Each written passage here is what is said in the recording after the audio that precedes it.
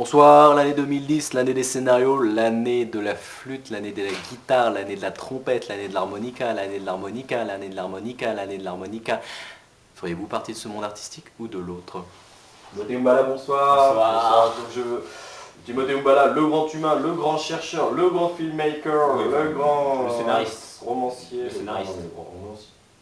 Ouais, le romancier. Non, mais je crois savoir, le romancier, donc je crois savoir que vous êtes propriétaire d'une discothèque à Poitiers. Oui, j'ai une action culturelle sur la cafétéria des Zip. Les Zip, ouais, les Zip, bah, c'est quoi? C'est un show, tout un show, il y a Non. des girls. Non, il y a un metteur en scène, il y a de la des musique. chants. Non. Non, c'est parce que j'ai entendu dire l'histoire d'Arcasson. Comment D'alcool volé. Donc je vous reçois pour cette très bonne nouvelle, aux éditions Vive le Zboob. 2 ans d'études. Et on voit ça parce que à la première lecture, en plus conséquent la nouvelle, conséquente, hein, parce qu'on voit la première lecture, donc vous faites une description de la jeunesse, je dirais tout à fait réelle, tout à fait remarquable, parce que vous les décrivez un peu comme, je dirais, des bandits, des chanteurs, des brigands, ce qui est tout à fait acceptable. Des révoltés contre cette société qui n'est plus à la même réalité qui leur est incluse, quoi. Voilà, donc du coup, des brigands, des sortes de bandits, des brigands. Non, parce que du coup, sorte d'ivrogne comme ça qui serait en boîte et qui danserait, qui penserait à quoi, faire la fête. Oui, mais qui n'ont plus la même vision en cours, jamais. Ils n'ont plus la même vision de la réalité. Ils ont besoin de se dépenser. Non, mais du coup, ce qui est marrant, parce que vous dites quand même se moquant de son ivresse, donc l'ivrogne. Oui, enfin, on voit quand même. Si vous regardez bien, après, je dis le contraire. Ah oui, à côté. Oui, en effet, vous dites l'inverse. Non, mais du coup, de cette discothèque s'écrirait. Aouh, aouh, aouh. Oui, je vois très bien. Je vois très bien ce que vous voulez dire.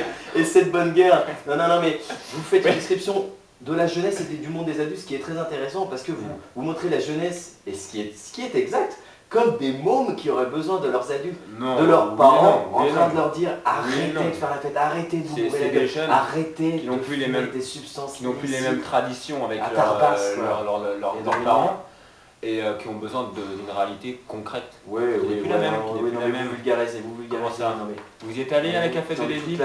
Vous l'avez lu, la nouvelle? Vous l'avez lu? Oui, j'y suis allé.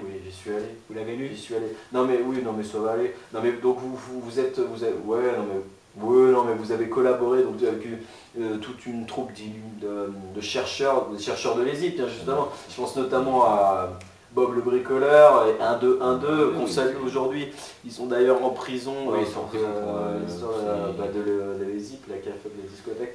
Toute une histoire un peu meurtrière, je crois qu'une histoire d'alcool, je crois, et de mineurs. C'est pour dire n'importe quoi. Ta gueule. Comment?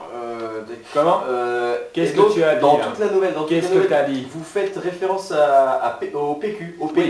Oui, le PQ, c'est un ami de longue date, il m'accompagne depuis mes 20 ans. Il distribuera ses feuilles autour de lui. Quelle meilleure chute, je dirais, jusqu'à preuve du contraire, mon émission. Vous me lancez sur le PQ, si vous mettez un derrière, ça sert à rien. Non mais c'est pas ça. Mais quoi, c'est pas ça? Quoi, c'est pas ça? Mais ça va pas. Et quoi, ça va pas? Mais ne montez pas sur vos bons chevaux comme ça, je vous invite à mon émission. Qui vous invite? Non mais qui t'invite? Tu m'entends? Ton verre, ta bouteille de casino. Tu m'entends? Tes yeux verts, je te crache à la gueule. Pour moi, t'es de la merde. Pas nouvelle.